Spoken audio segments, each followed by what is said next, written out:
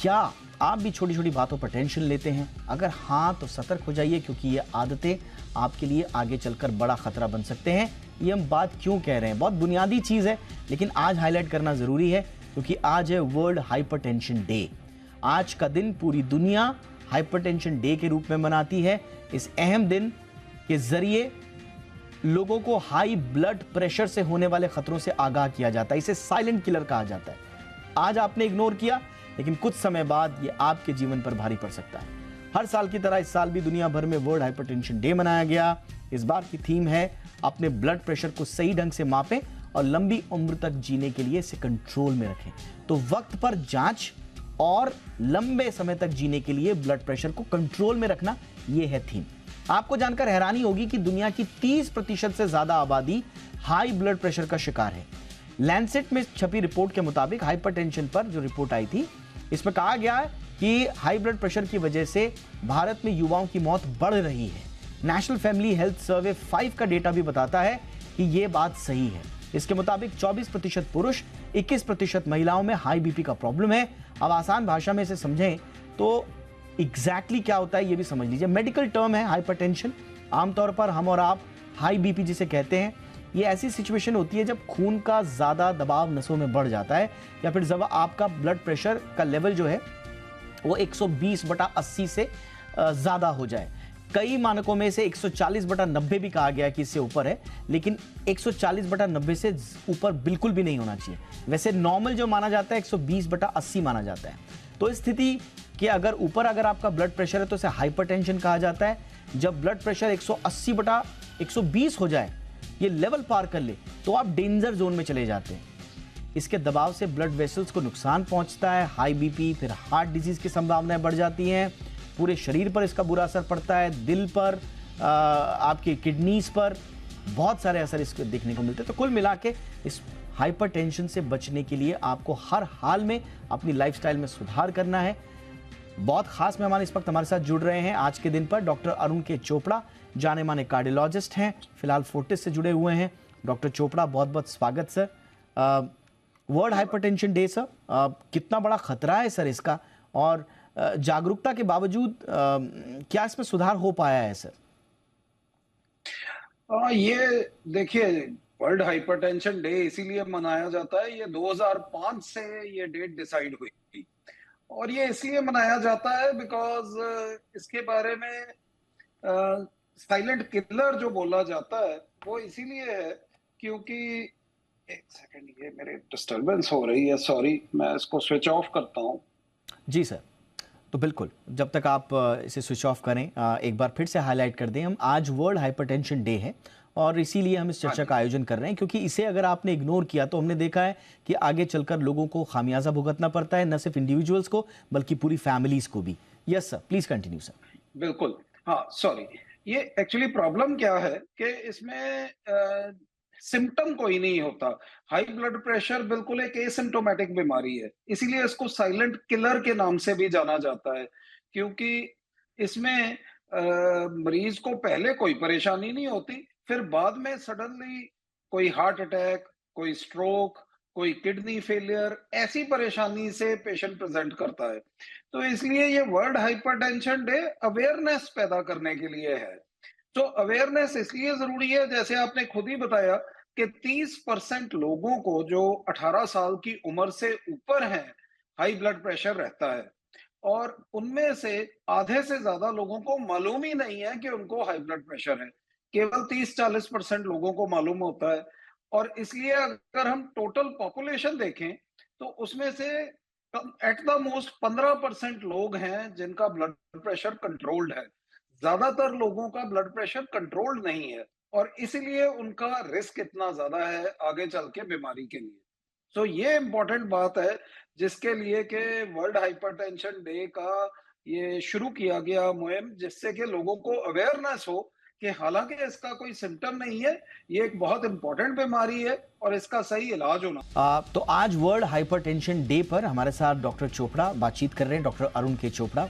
Doctor Chopra, एक बुनियादी जो भ्रांति होती है वो ये है कि सही जो नंबर्स हैं ब्लड प्रेशर के वो क्या हैं। कुछ लोग कहते हैं कि 140/90 ठीक है, कुछ लोग कहते हैं 120/80 होना ही चाहिए, और कुछ लोग इसे कहते हैं कि थोड़ा सा नीचे भी चला गया तो कोई दिक्कत नहीं है, अगर आपका 110/70 भी है तब तो और अच्छी बात है। तो सही क्या है सर, और कहाँ पर हमें अलार्म हो जाना चाहिए? हाँ जी, ये कंट्रोवर्सी रिसेंट टाइम्स में काफी हद तक बढ़ गई है।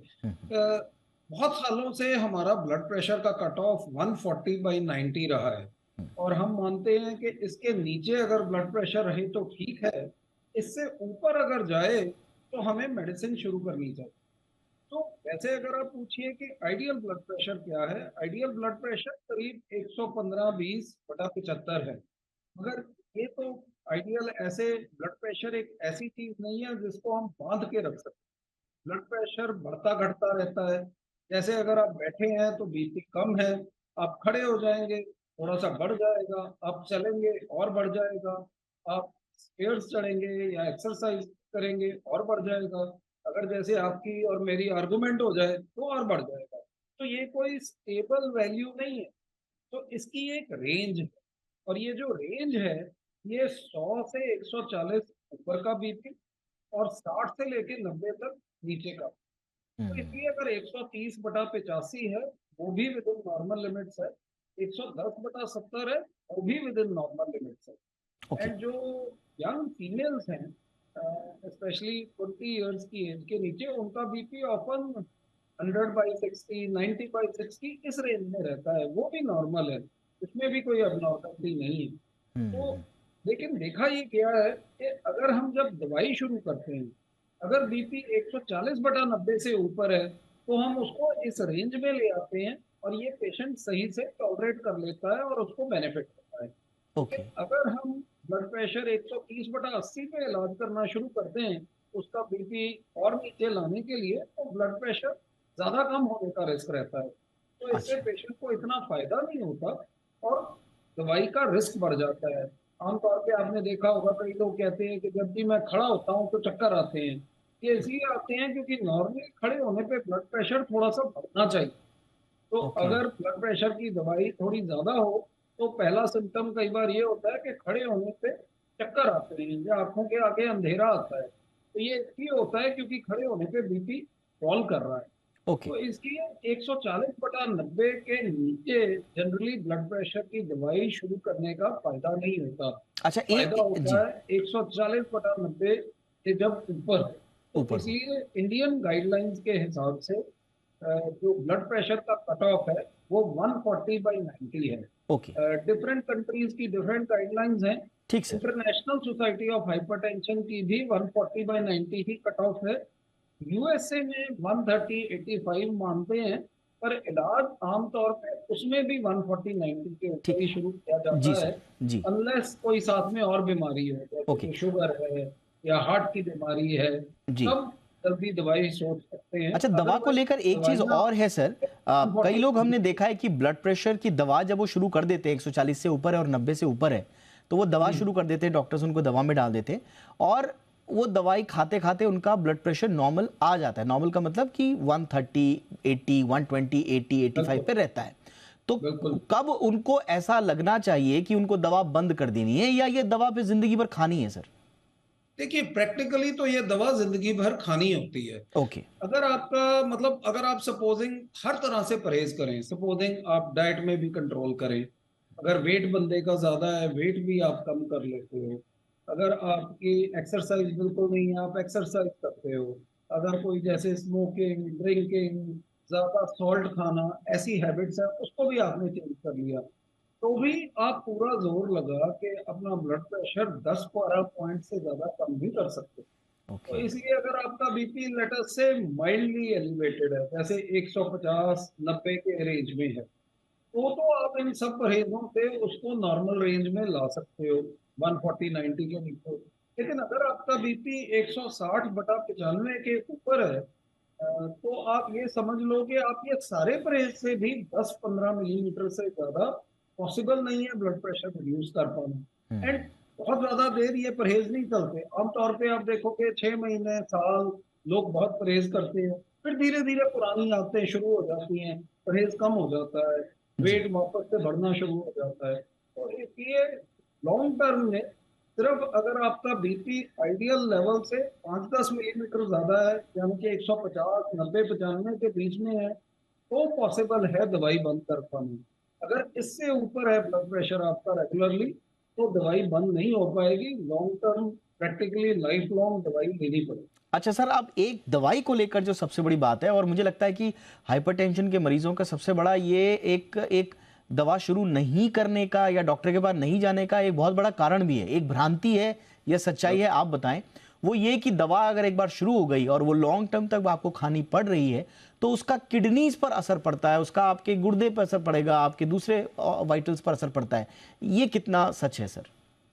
देखिए, अगर हम ब्लड प्रेशर का इलाज नहीं करते हम्म। तो डेफिनेटली किडनी पे असर पड़ता है, हम्म। इसमें तो कोई शक नहीं है। बिल्कुल। बाकी जो ब्लड प्रेशर की दवाइयां हैं, उनके डिफरेंट ऑर्गन से मेटाबॉलिज्म है।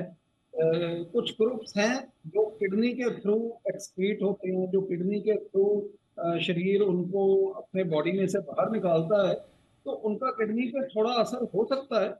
पर उसके लिए भी हम रेगुलर चेकअप करते हैं, हम पेशेंट्स को फॉलो अप करते हैं, 6 महीने साल में एक बार ब्लड टेस्ट एडवाइस करते हैं। बट आप ये मान लीजिए कि अगर हम दवाई नहीं देंगे और ब्लड प्रेशर अनट्रीटेड रहता है, तो उसका ना सिर्फ किडनीज पे, हार्ट पे, ब्रेन पे, बाकी शरीर के ब्लड वेसल्स पे, सब पे असर होता है। एंड जो आप मानोगे जितनी भी, अगर हम ना एक global burden of disease study आती है जो हम्म। हर साल अपना डेटा देते हैं कि जो लोग बीमार हो रहे हैं या जो लोगों की डेथ हो रही है, उनके कारण क्या है। तो उसमें अगर आप देखो तो हर साल जो हाई ब्लड प्रेशर है वो तकरीबन नंबर 1 कॉज होता है डिजीज का और डेथ का वर्ल्ड वाइड। तो ये दो चीजें हैं, बिल्कुल हाई सर। ब्लड प्रेशर और सिगरेट स्मोकिंग। ये एब्सोल्युटली। दोनों फर्स्ट सेकंड होती हैं हर साल।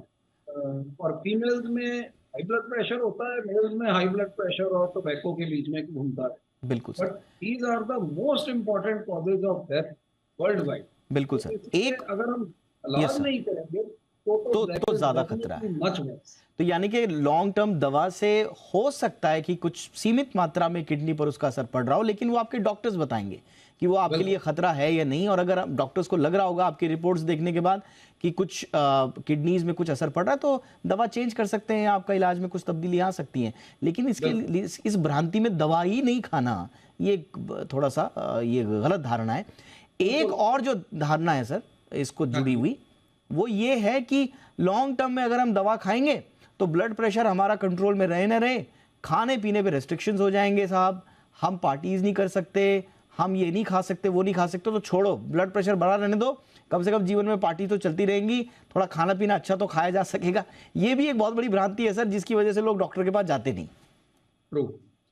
ये एक्चुअली ना मैं आपको वही बताने लगा था, होता क्या है, लोग एक बार ब्लड प्रेशर के लिए आ जाते हैं, शुगर के लिए वो दवाई शुरू करते हैं, 3 महीने दवाई रेगुलर खाते हैं, परहेज रेगुलर करते हैं, वेट लॉस कर लेते हैं, सैर वैर कुछ एक्सरसाइज शुरू कर लेते हैं, तो पैरामीटर्स इंप्रूव होने शुरू हो जाते हैं, वजन कम हो जाता है, ब्लड प्रेशर बेटर हो जाता है, शुगर अगर हो वो कंट्रोल में आ जाती है या आनी शुरू हो जाती है।